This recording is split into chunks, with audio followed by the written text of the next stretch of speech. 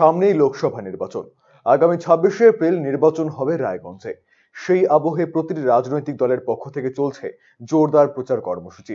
তারই অঙ্গ হিসেবে শনিবার রায়গঞ্জের বিধানমঞ্চে অনুষ্ঠিত হলো বাম কংগ্রেসের কর্মী সভা, যেখানে উপস্থিত ছিলেন রায়গঞ্জ আসনের বাম কংগ্রেস জোটের প্রার্থী আলী ইমরান রমজ ওরফে ভিক্টর, জেলা কংগ্রেসের সভাপতি মোহিত সেনগুপ্ত, সিপিএম এর জেলা সম্পাদক আনোয়ারুল হক, লিয়াকত আলী, তুষারকান্তি গুহ সহ অন্যান্যরা।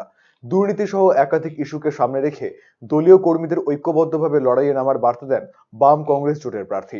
তিনি বলেন, সাধারণ মানুষের আশীর্বাদ রয়েছে, সেই আশীর্বাদে ভর করেই জয়ী হবেন তিনি। এখনো পর্যন্ত দীপা দাস মুন্সিকে প্রচারে দেখা যায়নি। এই প্রসঙ্গে ভিক্টর বললেন, দীপা দাস মুন্সি এআইসিসির সদস্য, তিনি বিভিন্ন রাজ্যে দলের কাজ করছেন। মনোনয়নের পর তিনি প্রচারে আসবেন। এদিন তৃণমূল প্রার্থী কৃষ্ণ কল্যাণীকেও তীব্র কটাক্ষ করেছেন আলী ইমরান রমজ।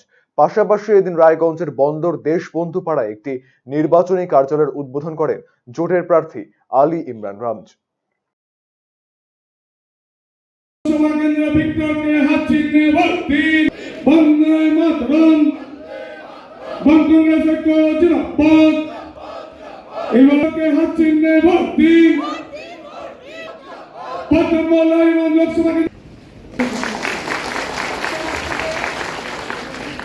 বলে যারা পরিচিত তাদেরকে যখন আহ্বান করলেন, সেই মিটিং এর পর যখন পেপারে ছবি পড়ে গেল যে সীতারাম ইয়েচুরি আর মমতা ব্যানার্জি কেন একসাথে, যাতে 26 তারিখে তৃণমূল এবং বিজেপিকে উৎখাত করার যে লড়াই, কর্মীদের কাছে আমরা আবেদন রেখেছি যে দেশ রক্ষার স্বার্থে, সংবিধানকে রক্ষা করার জন্য, ধর্মীয় সম্প্রীতিকে রক্ষা করার জন্য, দেশের মধ্যে যেভাবে আর্থিক ভাবে দেশটাকে ধ্বংস করা হয়েছে, দেশটাকে রক্ষা করে আমাদের দেশকে বাঁচাবার জন্য নতুন প্রজন্মের কাছে বার্তা দিতে চাইছি যে দেশ রক্ষার স্বার্থে সবাইকে এগিয়ে আসতে হবে এবং তার একমাত্র অস্ত্র হচ্ছে গণতন্ত্রতে ভোট।